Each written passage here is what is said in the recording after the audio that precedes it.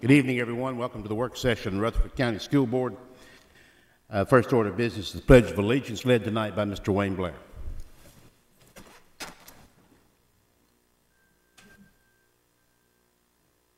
pledge allegiance to the flag of the United States of America and to the republic for which it stands, one nation under God, indivisible, with liberty and justice for all.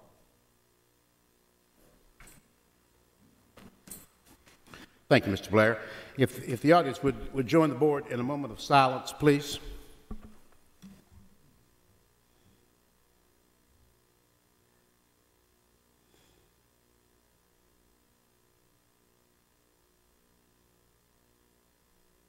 Thank you. Board, first thing is the approval of the agenda. Does anybody want to have any movement there on the consent agenda? If not, we'll move on to number 5, the consent agenda. One change, Mr. Tackett called me about an hour ago and said that he had 2 non-faculty volunteer coaches. The names came in to him later this afternoon after he'd already gone home, but he had them, and he asked me to add them, so if you want to write them in, you can do so. Ms. Michaels has the names, and she'll put them on the agenda for tomorrow night when we vote. The folks involved here, which would fall under Part P, which is page 7, would be Greg Johnson, high school football coach from Blackman High School, and Diane, and I cannot pronounce this last name, but I can spell it, Skorapath, and that is Stewart's Creek High School volleyball non-faculty volunteer. If you would add those in. Are there any other changes or comments that you want to make about the consent agenda and changes, perhaps? We got the renewal of the memorandum of understanding with the Sheriff's Department. Ms. McLeod's reviewed it. If any of you want to know more, you have a copy of it. She basically said there wasn't anything really substantial changes in it, but I mean, I know we have tomorrow night too, but you may want to read it over first. It's number M under that one if you're interested. And you have a copy, I think, at your seat.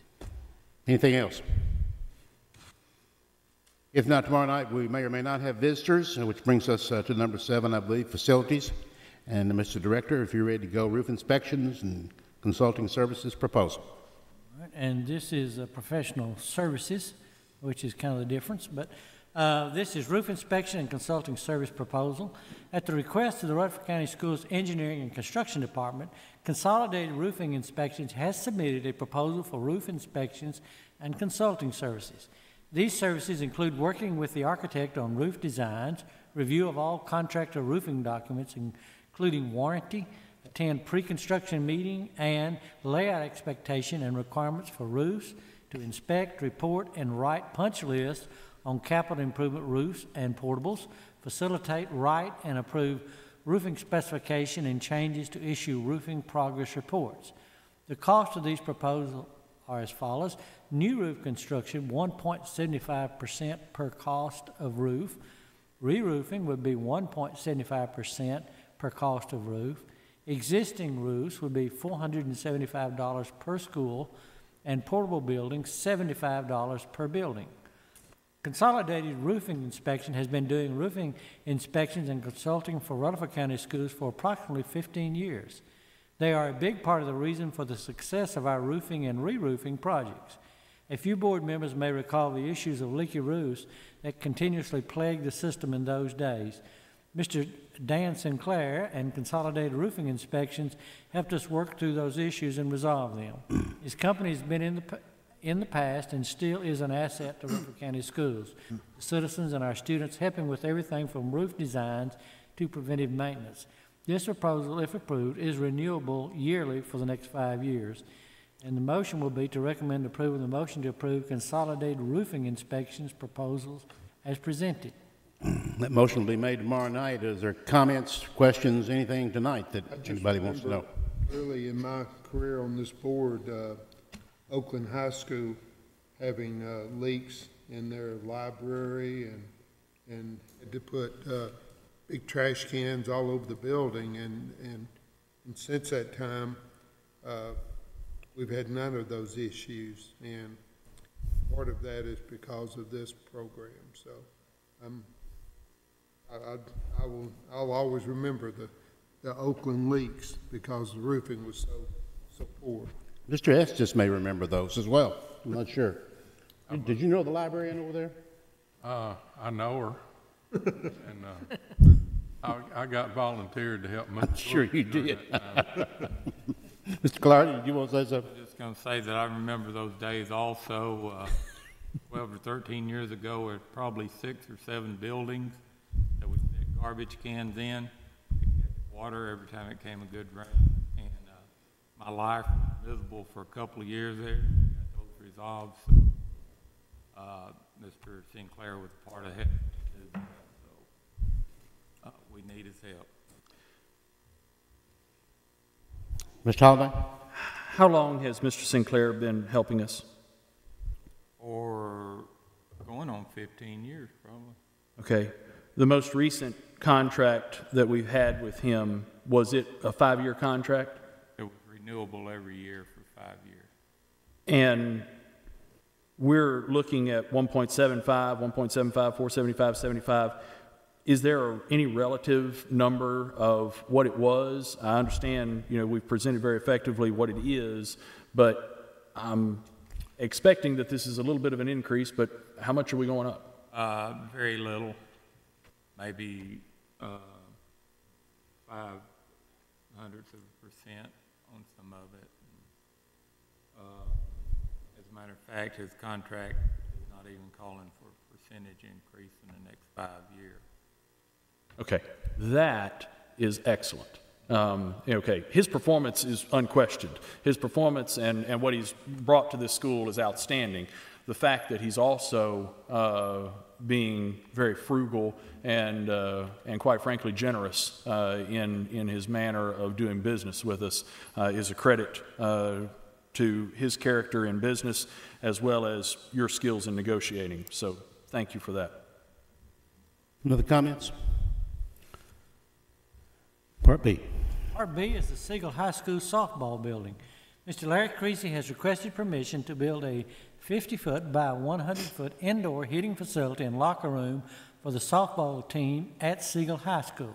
The proposed building will be built adjacent to the current baseball building and constructed on a slab on grade with wood studs and wood trusses covered with metal siding and metal roof. The school has architectural stamped plans with engineered site plan, and the building is estimated to cost is approximately $90,000 and will be funded by the school at no cost to the Rutherford County School Board. Mr. Creasy will obtain all required permits and meet all state, local, and life safety codes for construction and occupancy. All the appropriate paperwork has been completed, filed with the Rutherford County Schools Engineering and Construction Department. The motion is recommend approval. The motion to approve construction of a 50 feet by 100-foot wood frame metal covered softball building as presented at Siegel High School at no cost to the board. And I believe we have some coaches here this evening that's involved in it if there are questions for them also. I understand the head coach has promised that if this building is built, he will not lose a game. That's what I was told. I'm not sure. Maybe he wants to speak to that, maybe not. But oh. Mr. Odom, Any comments? didn't Yes. we vote on a similar measure to this maybe 8 months ago or something? Was there something that was brought by the Booster Club about this? Do you recall? Middle school. I think it's a middle school batting cage and restrooms, Or for Siegel? or Siegel Middle. For Siegel Middle School. Okay, great. Any other comments?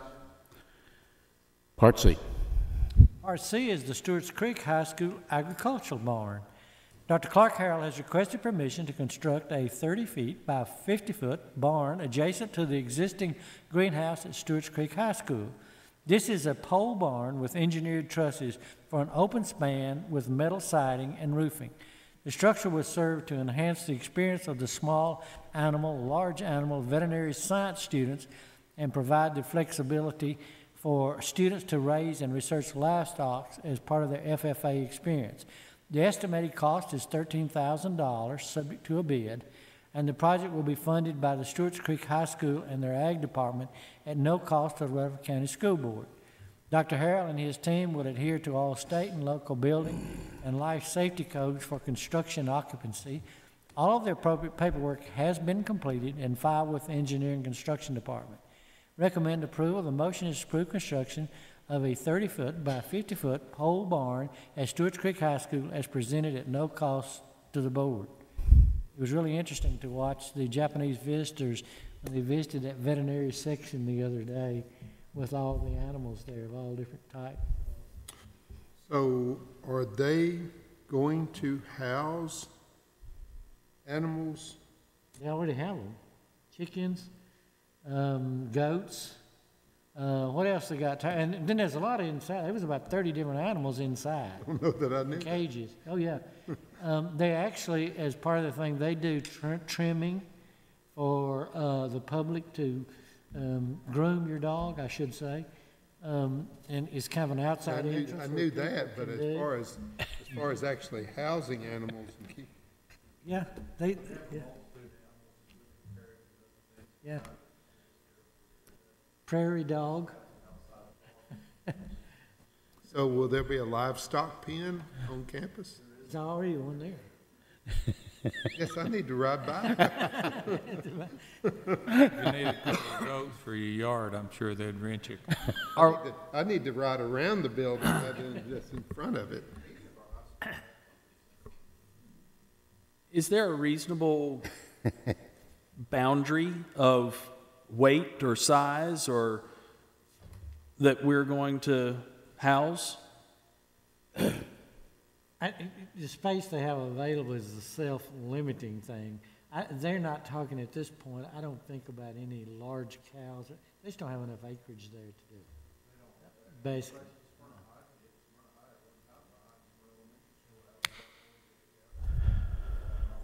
It depends on the ag teacher and the space budget. Remember they had some, Yeah. Coleman used to have. Remember that, yeah. Quite a bit. Several of the high schools have done that off-site too. And it's a pretty large industry, and ETSU is a very large ag school too as well. Any further comment? Yes, sir. Part D. Okay. This is the John Coleman Annex Mid-Cumberland Head Start Lease Agreement. The lease agreement between Rutherford County Board of Education and Mid-Cumberland Action Agency Incorporated for a portion of John Coleman School Annex is complete. The State Fire Marshal is requiring upgrades in the fire hydrant location outside with 30 added smoke detectors inside and the addition of a fire-rated separation wall in the main interior hallway. The requirements are stricter for preschool students than they are than the older students. So Mid-Cumberland is bearing the expense of approximately $150,000 for these and various other items. The lease was written and reviewed by the board attorney, Jeff Reed, and is ready to be approved by the Rutherford County School Board. The agreement is attached under tab for board review. This agreement will ensure that the portables at John Coleman currently being used by Mid-Cumberland Head Start will be moved off-site at the expense of Mid-Cumberland and make room for a playground for the new John Coleman Elementary School that was funded with the new building. Recommend approval. The motion to approve the lease agreement with the Mid-Cumberland Community Action Committee for a portion of John Coleman Annex as presented. Questions?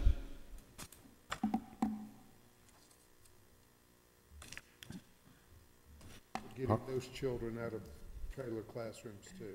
It is. And I think they were very amenable to this when we kind of made the offer. It was certainly so attractive at John Coleman now, the grounds. And Well, again, it gets those children out of trailers, and it also gives us a line of sight to watch our children on the playground. So it's just a good thing for all of us. Part 8. Part 8 is under financial matters, and A is the job description for the Assistant Director of School Nutrition, and this is for information only. An Assistant Director of School Nutrition position is in the 2017-18 Centralized Cafeteria Budget, Fund 143. The position was added to the 16-17 budget, was not filled last year. This position is part of the plan to prepare this department for our current 47 schools and future growth, and the job description is attached. Of course, That position, was it not filled by design, or were we not? basically last year, For it? they were in the, food service has been moved to the John Coleman area. And I invite the board to go look sometime. We talked about it one night. They've created a little kitchen in there, a mini kitchen where they test foods, things like that, to do training with their people. You know, they're just really attractive in doing, but you want to speak to this, Yes, Mr. we did not fill it by design. We added several new positions in that budget, and we're kind of letting those fall in place and see how things worked out. Thank you. And this is monies that typically is either federal food monies or monies collected for food service. It's not local monies for these positions because it's within that cafeteria fund. If no further questions, Part B. This is the 2017-18 capital projects budget. This year there are 4 carryover projects from the 2016-17 capital project budget fund 177, which were not complete as of June 30th, 2017. The projects total $1,197,556 and are listed below. Central office flooring, $164,289. Playground replacement at Laverne Primary, $223,016. Roof replacement repairs at Riverdale High, $653,818. And high school track maintenance and repair at Smyrna High, $156,433. Each year, the outstanding purchase orders for these incomplete projects are liquidated on June 30th.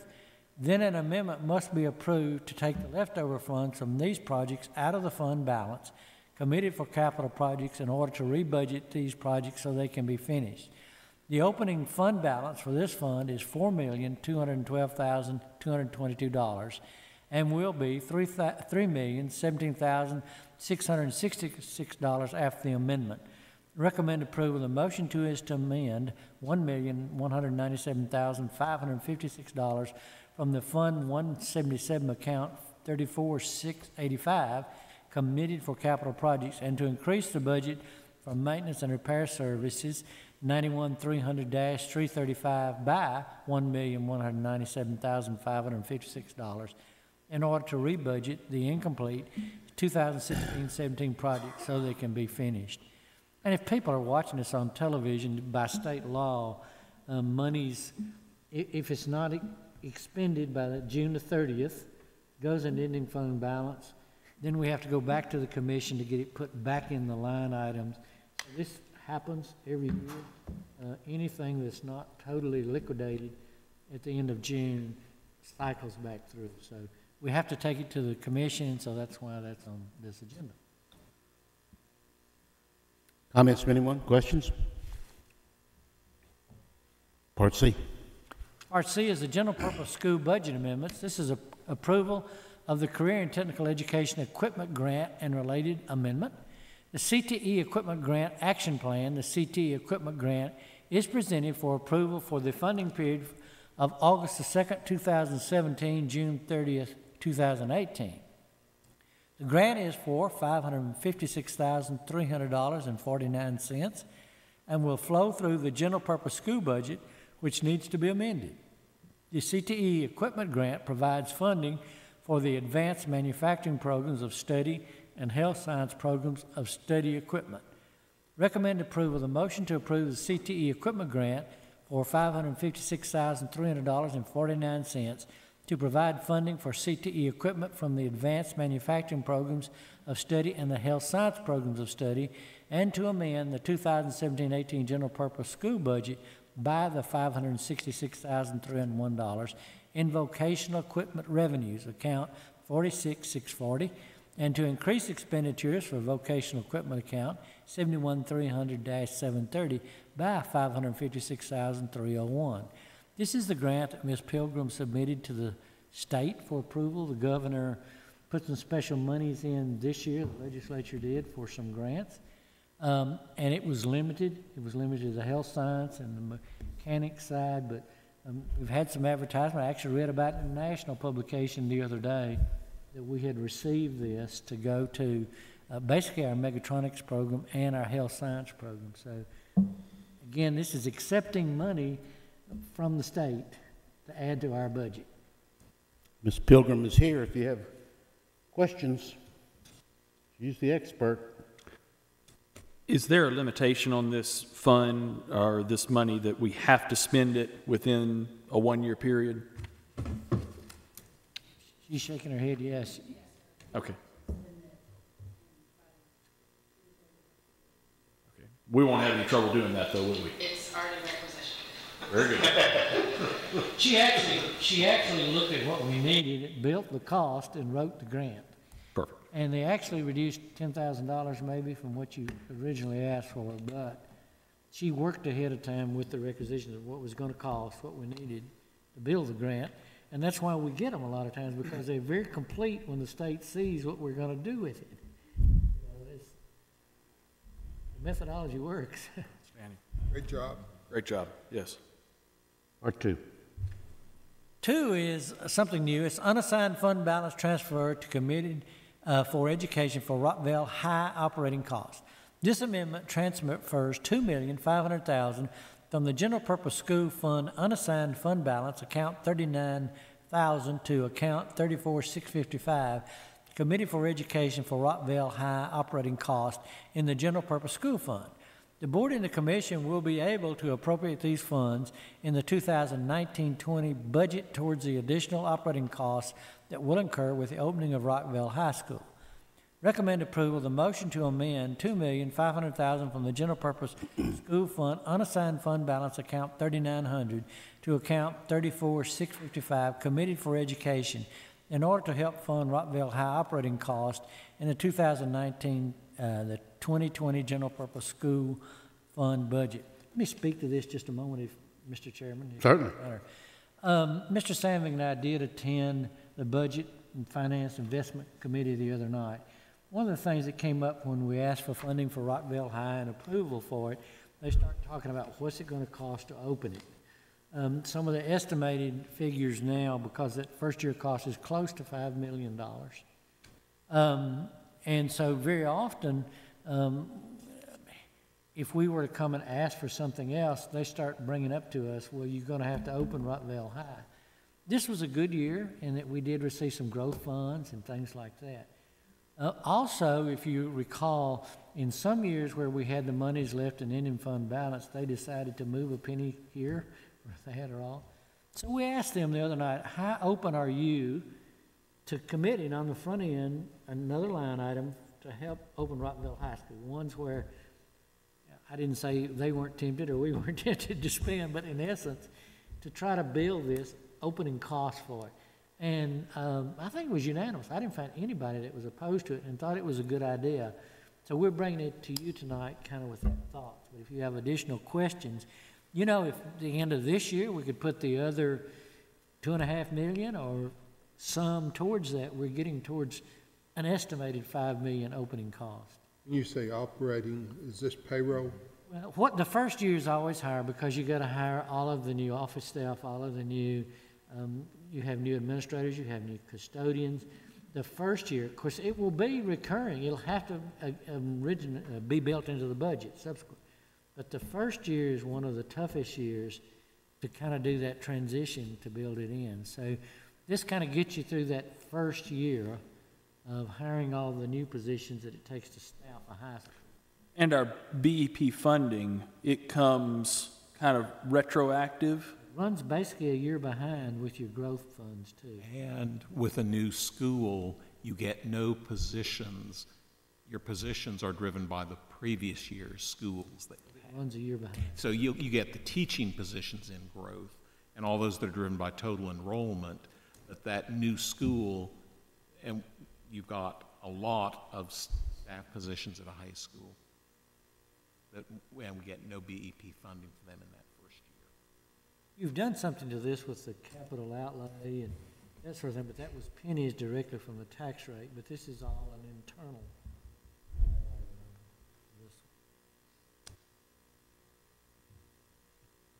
Questions from anybody on part 2 there? Rockvale High?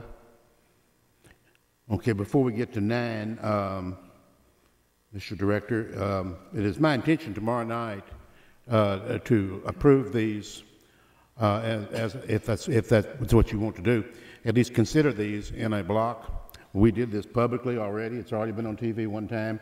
We were all here, and we're going to do them right now. And I don't think there's any sense, unless somebody stops us tomorrow night, we'll approve these together. And we've already approved them, of course, once. If that's all right with everybody, go ahead, Mr. Director. These were new and revised policies primarily driven by changes in the Tennessee statute with the legislature of the last year. Policy 1.407, school board records. The purpose of this revision, the policy has been updated to comply with new legislation which allows local education agencies to deny requests based on a citizen's failure to comply with policy. Policy 2.703, audits. Purpose of this revision to comply with new legislation that requires LEAs with findings in their annual audits submit a corrective action plan to the Comptroller of the Treasury. Policy 3.400, student transportation management. Purpose of this revision is to comply with the new legislation requiring LEAs to appoint a transportation supervisor who will be responsible for investigating safety-related complaints. Policy 4.210 is credit recovery. Purpose of this adoption is to comply with the requirements in State Board Policy 2.103. Policy 4.301 is interscholastic athletics. Purpose of this revision, the policy has been updated to comply with the new legislation requiring that students be excused from participating in school athletic event or related event in the event it's an official school holiday, an observed day of worship, or religious holiday. We'll have to get this out to coaches because it is a change when you can do practices and things. Policy 4.600, grading system. Purpose of this revision, the State Board of Education Policy 3.301 now requires the local education agency that offers honors courses and post-secondary courses to adopt a policy providing for additional weighting of grades for these courses. And they specify how much we can weight, which you saw the other day. Policy 4.700, testing programs. Purpose of this revision to comply with new legislation requiring TN Ready scores to be weighted the same as end of course, EOC courses. Policy 5600, staff rights and responsibilities. This is to comply with new legislation clarifying the rights of educators. Policy 6.304, student discrimination, harassment, bullying, cyberbullying, and intimidation. Purpose of this revision to add the definition of cyberbullying as required by law. Policy 6.503 is for homeless students. Purpose of this revision is to comply with federal regulations regarding homeless students. Policy 1.108 is nepotism. Purpose of this revision is to comply with audit regulations regarding supervision of employees whose job duties involve procurement or accounting of goods and services. Policy 2.808 is purchase orders and contracts. Purpose of this revision is to clarify that the director of schools may appoint a designee for approval of purchase orders and contracts. Policy 6.411 is for student wellness. The purpose of this revision is to comply with new state and federal regulations regarding student wellness and nutrition, and that's the time in the schools, if you remember. Policy 3.202 is emergency preparedness plan. Purpose of this revision, the policy has updated to comply with new legislation regarding required safety drills. Policy 5.201, separation practices for non-tenured teachers. Purpose of this revision is to comply with new legislation regarding the number of days retired teachers are permitted to serve as substitute teachers. Policy 5.200, separation practices for tenured teachers. Purpose of this revision is to comply with new legislation regarding the number of days retired teachers are permitted to serve as substitute teachers. Policy 5.701 is for substitute teachers. Purpose of this revision, the policy has been updated to comply with new legislation regarding compensation requirements for certain retired substitute teachers. Policy 5.203, recommendation and file transfers. Purpose of this revision is to comply with the state and federal laws regarding transmission of administrative and personnel information for employees who there is probable cause to believe have been involved in sexual misconduct with a minor or student in violation of the law. Policy 2.400, revenues. Purpose of this revision is to delete the portion of the policy referencing an extended school program. Policy 2.404, school support organizations. The purpose of the revision is to require school support organizations to obtain Board of Education approval for any proposed lottery or raffle to be used as a fundraiser prior to the fundraiser being submitted to the Secretary of State for approval. And then we'll have the motions to waive second reading, meeting limitation to allow the board to take immediate action on the policy as presented, which is a motion will be to approve policies 1.407, 2.703, 3.400, 4.210, 4.301, 4.600, 4.700, 5.600, 6.304, 6.503, 1.108, 2.808, 6.411, 3.202, 5.201, 5.200, 5.701, 5.203, 2.400, and 2.404 as recommended by the Policy Committee. And again, the legislature was very busy with new statutes this year for us to include. And people at home may not be thoroughly familiar with these, and I wasn't clear, that these were presented to us for action by our board attorney, Ms. McLeod, and to bring us in line with state law. And in almost every case, that's true here. And so we have already discussed these at length, which does not mean we can't discuss any of them now. And if anybody has a question or a comment, now would be a great time. Unless you stop me tomorrow night, then we will approve these as a block. But again, tomorrow night, you'll have an opportunity to discuss one of these or more of these policies again, if you wish. If there's nothing else, insurance update. Who do I talk to tonight? Ms. Anthony? Me. August the 24th will be our first meeting of the year, so next Thursday. Excellent report. That's one of the best reports I think I've ever heard, yes. Director has an update, I think. Director's update. If you are not aware, there is an eclipse Monday. I've heard something about that. There have been, you know, and I'll have to say this, that we've kind of gone from anticipation and excitement and preparation, lots of things going on, to there's been so much publicity and so much related to this that it now is becoming a level of fear and potentially a level of liability associated with that. I know our principals have been calling me, teachers have called, and are now related to, and these things only occur so infrequently that it certainly is new in the process and all dealing with this, that I think the situation we find ourselves in, and it would be mostly from a liability standpoint, are we wise to continue, or would we be better off to cancel Monday, basically, and use one of the stockpile days? Again, parents could spend time with their children. I know we have a whole group of scouts going to Boxwell. We did grant excused absence. If you would like to go or be with your parents, we've had people that's contacted us with that. The other side of the thing that concerns me a little is that very often kids are safer with us maybe than at home sometimes, especially if mom and dad's at work or something on that day. I have full confidence in our teachers' ability and all to do that, but I will have to say that it has really created a lot of fear in your staff at the school levels related to the calls and the contacts of what might happen, the hypothetical situation. I did do some checking today. Wilson County, I think, is going to remain and continue it unless something happens there in the next couple of days. I think they vote tonight, don't they?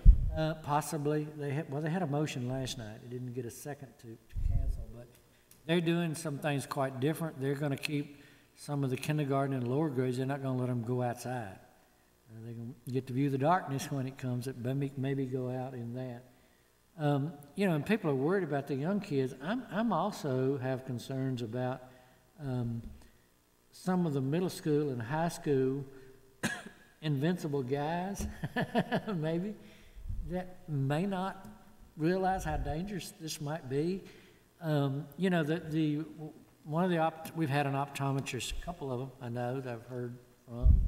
One of them spoke to a group of parents and said, the difference in this and in the past is if you try to go out there today in the middle of the day and look at the sun, your natural reflex of your eyes is built into you to squint down. You just can't look at the sun. So, you know, you got seconds and your eyes are going to some take reaction. Now, optometrists say the issue here is with the darkness, partial darkness in that you could find yourselves staring at the sun for possibly several minutes, and said this would be our concern. Optometrists said eye damage could occur. So I think it's something we probably need to discuss or look at to give our parents some leeway if we have to make some adjustment in that. But I don't know what contacts you've received, you know, with individual board members, but it has really shifted in about the last week and a lot since the news media has picked it up a lot with the dangers. That's been the change. Like I say, from anticipation and eagerness to one of fear at this point. Board? I'll just speak up. I talked to Mr. Oldham today about it. Liability is a concern I have. I was more concerned, as talking with him, is younger kids getting out there. A teacher's got 20 kids or whatever, trying to patrol all 20 of them doing it. And Mr. Oldham said, I think his concern was the high school kids. And I'm not an attorney. We got two attorneys over here. They could answer, probably speak to the liability, but my thinking would be if we took kids out and let them get exposed to them, I would think we would have some kind of liability. Is that correct? I mean, if we got stockpiled days, I don't know how many we used last year. I don't know whether the state will let us use it for this or not, because they're typically weather, but all we could do is ask. If they didn't, we'd have to build in a replacement day. I would say the eclipse obviously presents a unique educational opportunity, so an exciting thing to happen and something that should be educational for our kids. At the same time, with respect to looking at the sun for a long period of time, there's no doubt it can cause damage to your eyes. It's hard to know with respect to those vision glasses that you get for the solar eclipse, whether they're genuine eclipse-proof glasses that you can safely use to look at the eclipse. Because there's a lot of products out there these days that purport to be safe glasses to use to see the eclipse with. It's hard to know whether they will indeed be safe to use. Obviously, as many of you know, you put a hole in tinfoil and have it shine through on a piece of cardboard. And of course, you don't look at the sun directly in that case. And that, if you do that manner, it's a safe thing to look at, the piece of paper. But when you're looking directly at the sun, even if you have these protective glasses that purport to protect your eyes, you don't have certainty that they're going to do what they're supposed to do. So there is a risk there.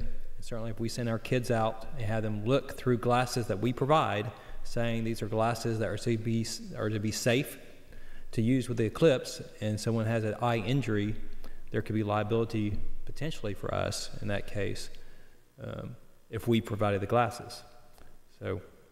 So there's a risk there, So while you've got an educational opportunity here on one side, you do have some risk on the other side when you're having people go out and look directly at the sun for an extended period of time. If you handle it in a manner by which students do not look at the sun directly and weren't told to look at the sun, that's probably a different situation.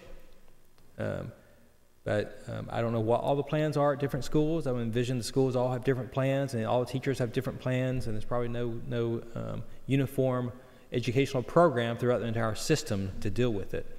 So I think you're going to get a batch of different teachers handling this in a number of different ways. In the end, I guess it's up to the board to decide what you want to do about it. Do you want have teachers take their students out? And obviously it's an important event. It doesn't happen very often. It's one of those events that may only happen once or twice in your lifetime. So it's something that people should not miss and should not be afraid of. But at the same point, if you're the one providing the glasses for people to view the sun through, and something happens with those glasses, they don't protect as much as they should, they fall down or just not as protective as they claim to be, then there could be some liability exposure there. Mr. Odom, I got a question. If Mr. Attorney Reed is discussing the provision of the glasses, if we do, have that day out and we do provide the glasses that have been provided by MTSU, do we still have that same liability handing out those glasses and saying, here they are, you could view this at home?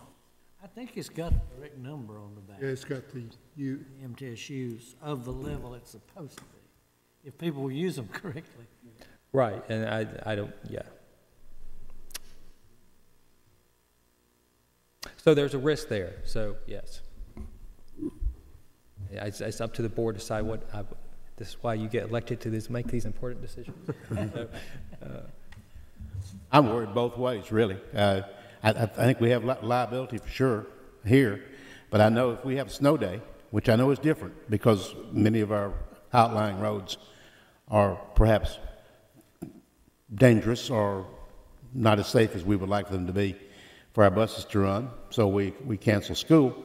You go to the movie on that day and it's sold out. They didn't stay home, and they're not going to stay home on Monday either, I don't think. So I worry about them being at home is what I'm saying, as well as being at school. So I do agree with that the risk is there, though.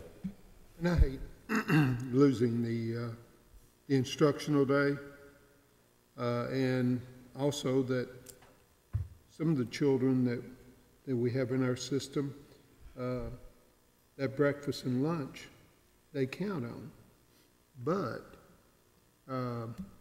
we're getting a lot of calls or a lot of emails calling for us and asking us and demanding that we cancel school that day so they can have those opportunities. So with the liability involved, I think the best choice of action is to cancel school that day, Mr. Odom. That would be my suggestion. And we've got in a lot of the teaching and training. So, I mean, and they did work out a plan, basically. It's for the grade level, and I think our two new science people really gone to work.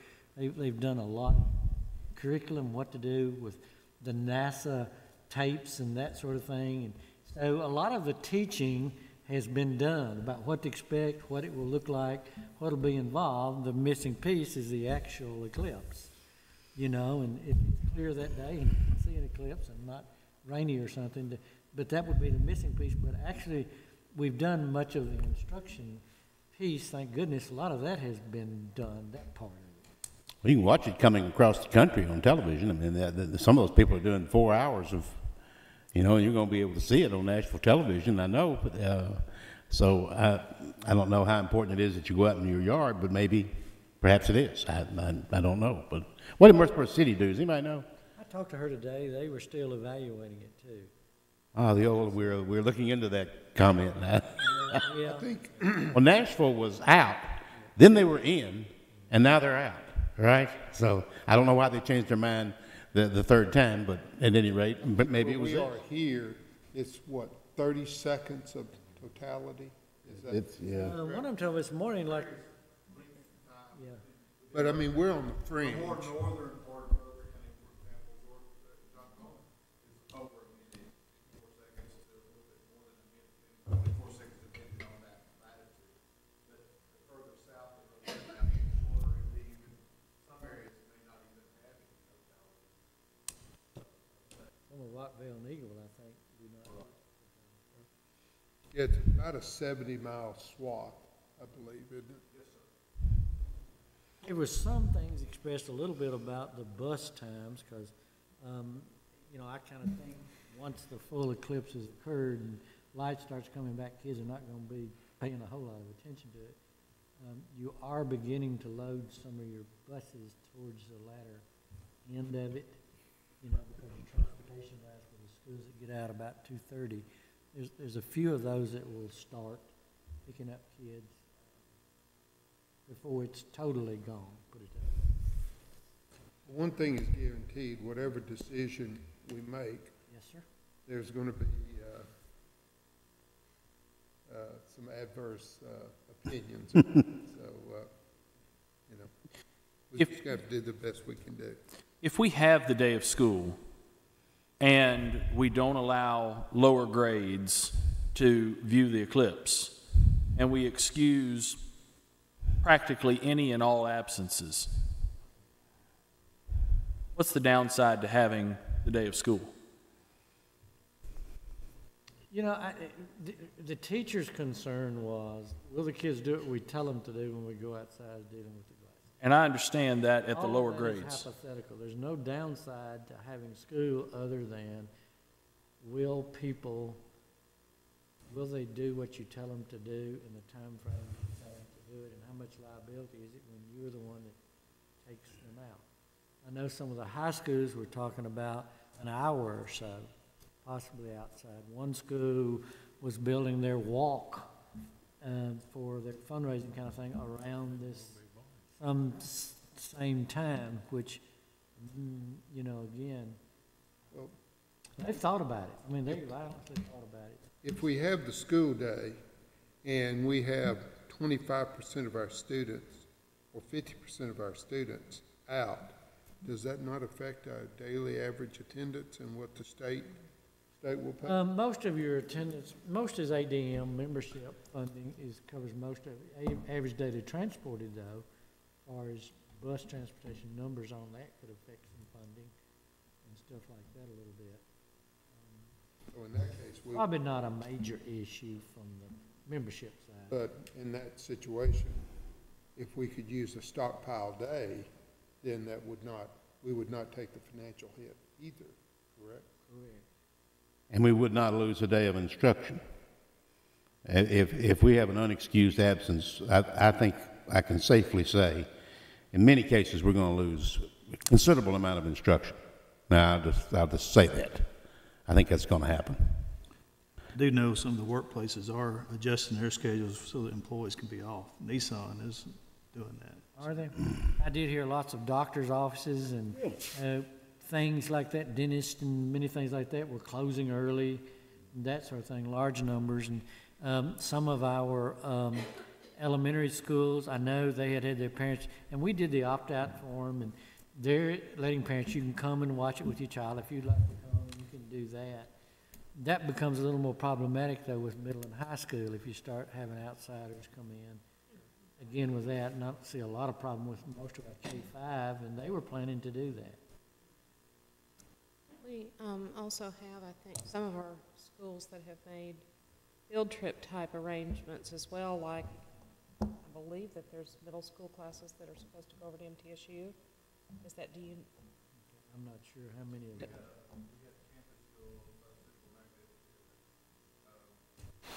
Oakland, if you've ever wanted to MTSU on a field trip there, to be a part of that.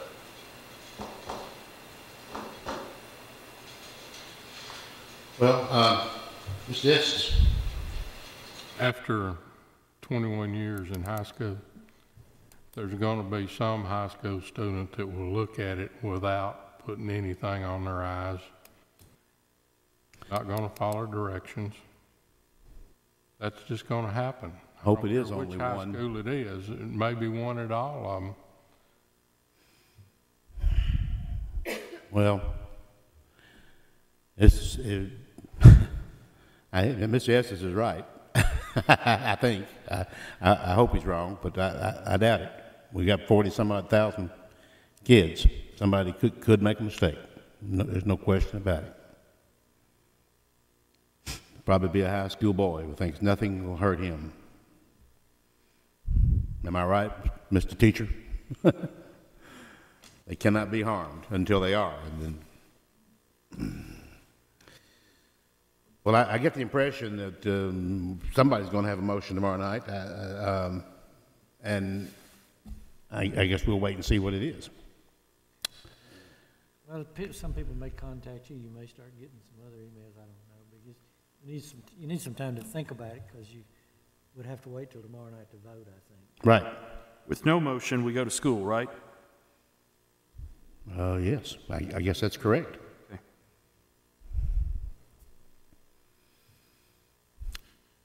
Mr. Director, anything else?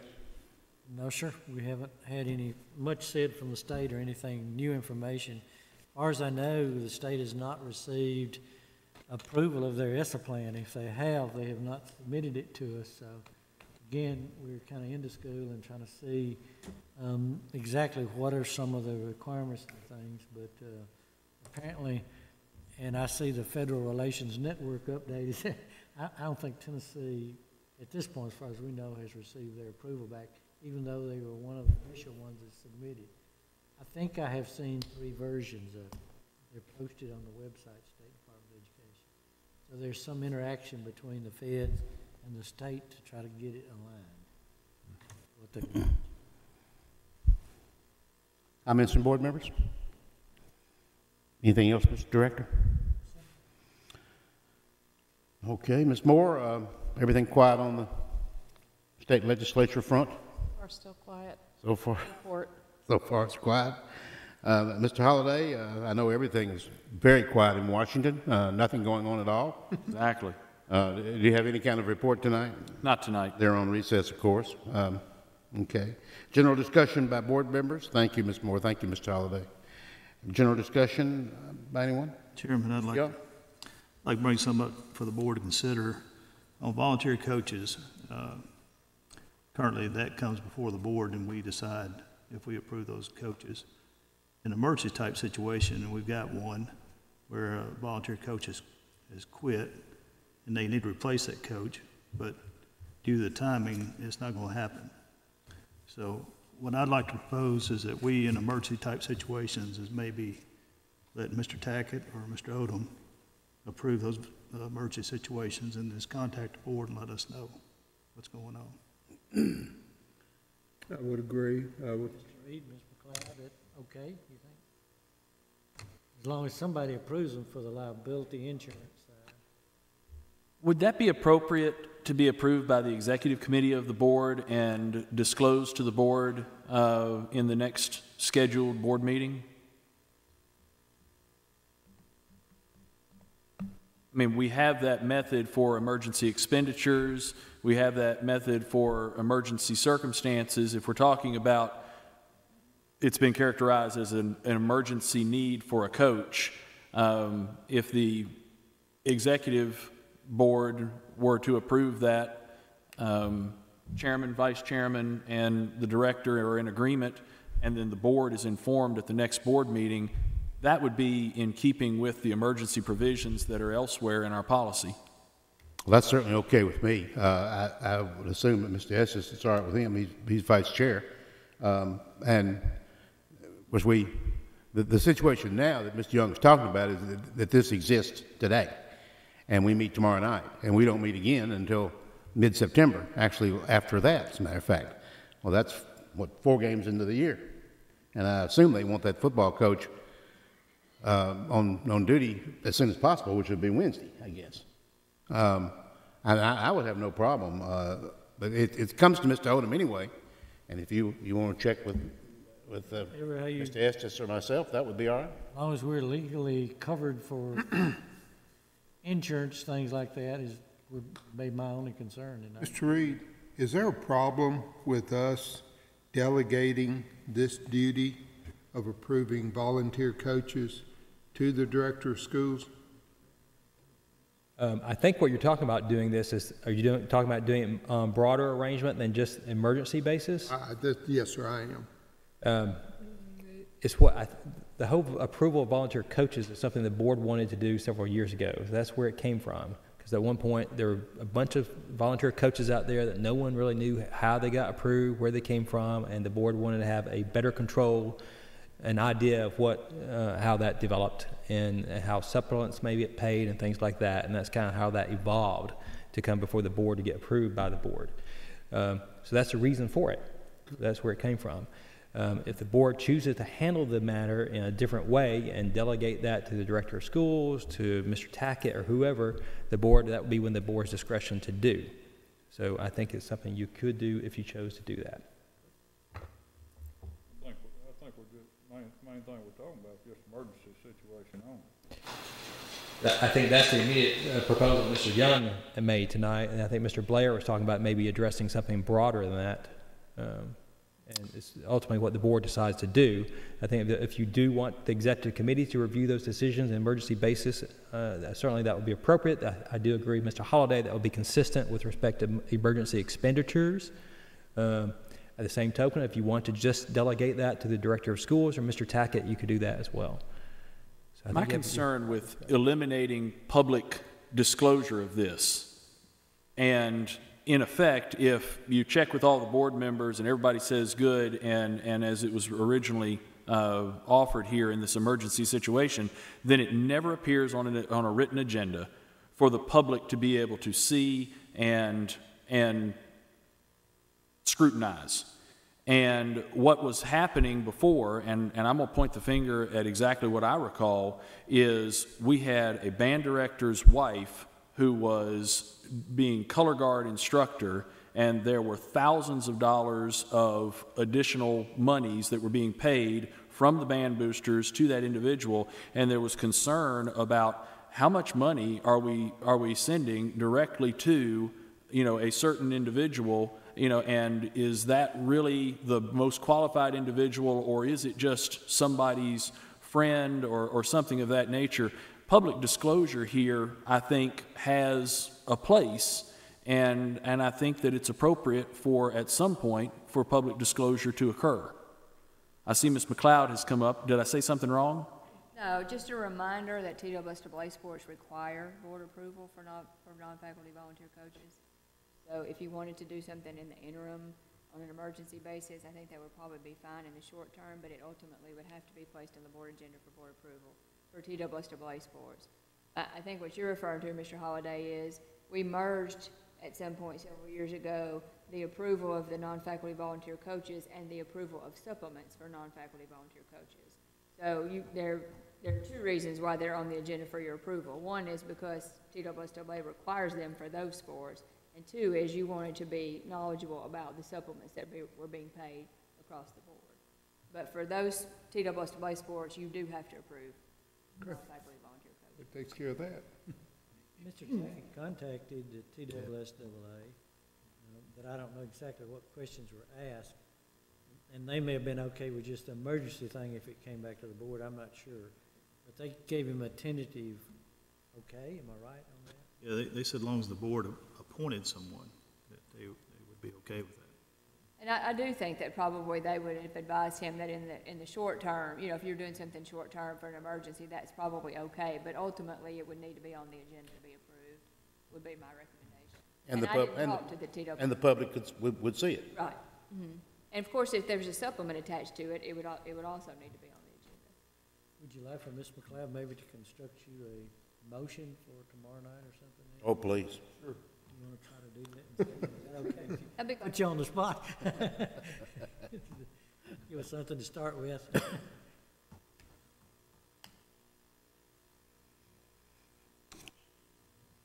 Young, we all right there? General discussion by board members, anything else? Well, I don't know, somebody else may be doing it, or Mr. Odom, but would like to thank Ms. McLeod for her years of service to not only the board, but to the entire county community, and want to wish her well, and I would think with her expertise that we may still have the opportunity to partner with her in the future, but I would just like to say thank you, and your efforts have been appreciated over the years. You will be with us tomorrow night, will you not? Well, she might change her mind. Well, she could, yes. But she might find something more fun to do than be with us tomorrow. I can't imagine that's even possible. Anything else on the general discussion by board members? If not, I've got one thing, well, two things maybe, all on the same topic. If you recall, our discussion, rather lengthy discussion on swimming pools. Mr. Tibble, who addressed us the other night, is forming a committee, which none of us are on, which is okay, because we have to make a final decision.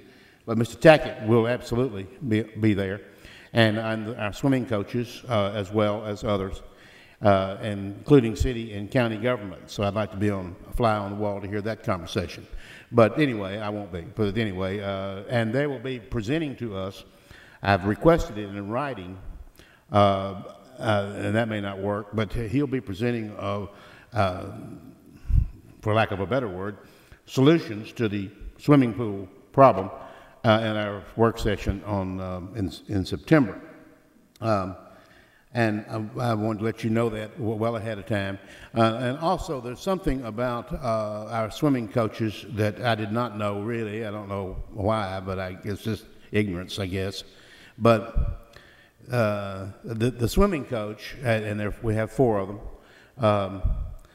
they have a pretty substantial responsibility, and it extends not just during their school day and during their team, but they're actually responsible for the school, for the pool itself.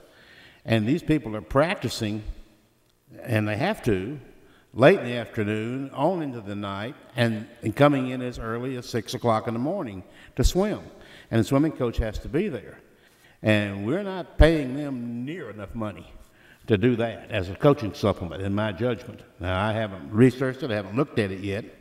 But, and they were really nice. Well, I don't know why they were so nice, to tell you the truth, but they were really nice when I was at a meeting with them, as was Mr. Blair. And they requested that we at least look at that, and that at some point. The pool manager. The pool managers. Yeah. It's not necessarily, in one instance, it's not the swimming coach itself. There's another person that manages the pool. So anyway, I just thought I would bring that up, and this fall, perhaps we can look at a supplement there or something. That I don't know about you, but to me, that's a big responsibility. I mean, that really. So I just wanted to let you know that that's what's happening right now with our swimming discussion. Anything else? Okay, we'll meet tomorrow night, 5 o'clock, right? Welcome back to Ms. Michaels. She's worn out from playing hide and go seek with her grandchildren. And she's told me she did not win one game of anything while she was visiting. But she had a great time, I'm sure. If there's nothing else, I'm going to consider us adjourned. Thank you.